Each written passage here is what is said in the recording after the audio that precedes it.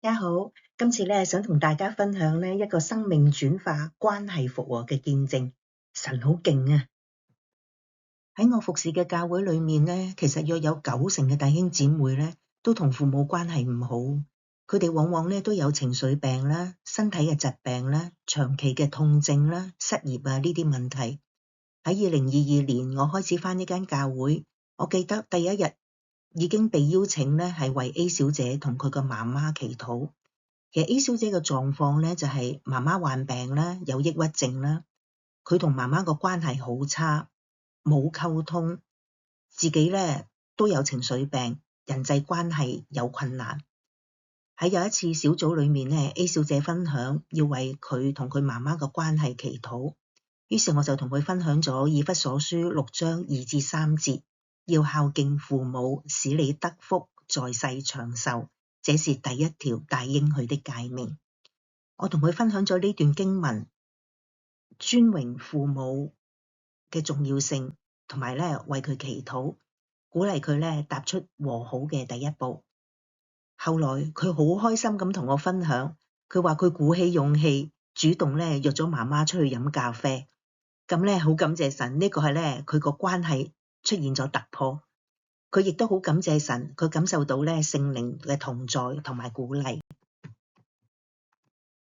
而家咧我係教會嘅代禱者啦，喺崇拜之前咧，我哋為到教會祈禱。喺母親節嗰日，我哋嘅領袖咧嗰日係慶祝母親和兒女關係復和嘅一日。而當日咧，牧師亦都同感一靈咁樣咧，係分享同樣嘅主題，鼓勵大家返去擁抱媽媽。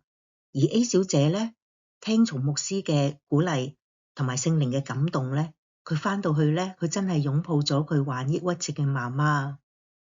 佢媽媽當時咧就淚流滿面咁樣咧，同佢擁抱，好感謝神，佢哋嘅關係咧，而家正式開始修復復和。好奇妙嘅咧，就係喺當日咧開始，佢同佢爸爸咧，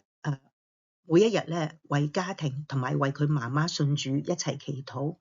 而家咧佢哋為佢媽媽揾緊教會。神嘅話語真係冇落空，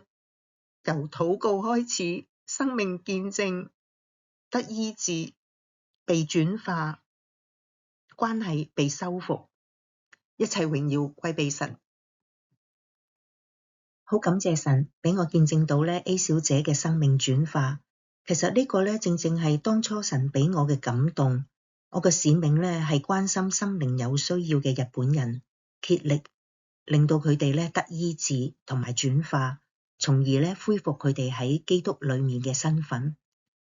我希望能夠達成嘅目標咧就係主動關懷心靈有需要嘅日本人啦，分享耶穌嘅福音俾佢哋啦。同埋咧，為佢哋咧得傳人醫治祈禱，向佢哋傳福音，同埋做門徒訓練。由2022年開始嚟到仙台，經過不斷禱告、求問、探索、嘗試之後咧，而家可以綜合我嘅侍奉模式咧，有好似圖中所見咁樣，包括咧有喺教會服侍啦，個人主領嘅草本染髮服侍。同埋咧，同隊員同工嘅事工，包括無家者嘅事工啦，同埋隱青嘅事工。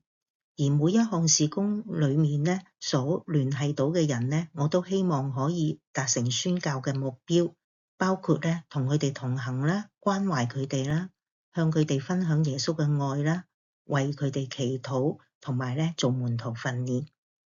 未來嘅資訊咧，我會逐一咧去介紹每一個事工嘅發展情況。今次咧，我好想同大家分享咧我自己主領嘅染髮事工。我覺得咧染髮事工咧係一個好好嘅渠道咧去接觸日本人，同佢哋建立信任嘅關係。染髮咧亦都可以咧令佢哋變靚啦，令到佢哋開心啦，亦都為佢哋嘅心靈咧帶嚟喜悅同埋安慰。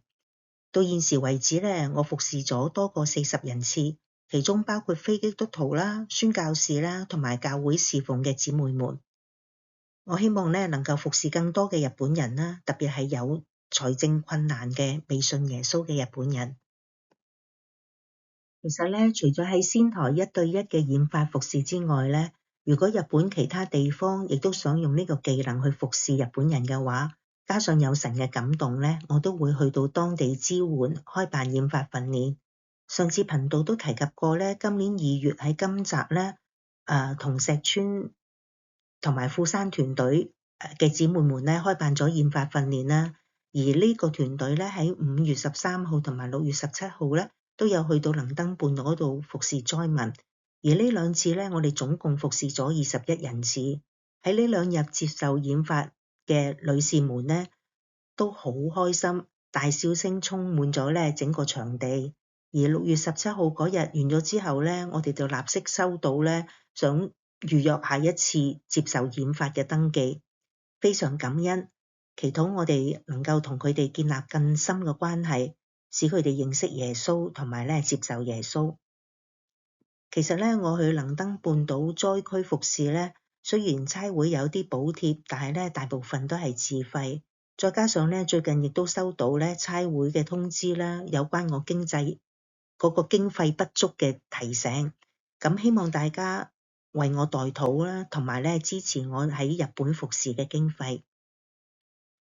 非常感謝大家嘅支持同埋代禱。